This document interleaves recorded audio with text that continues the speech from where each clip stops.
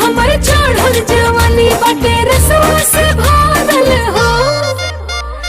ए राजा जानी हमर चढ़ल जवानी बाटे रसवा से भरल हो। अभी मोजरबा पड़ल हो रानी नइखु तू फरल हो।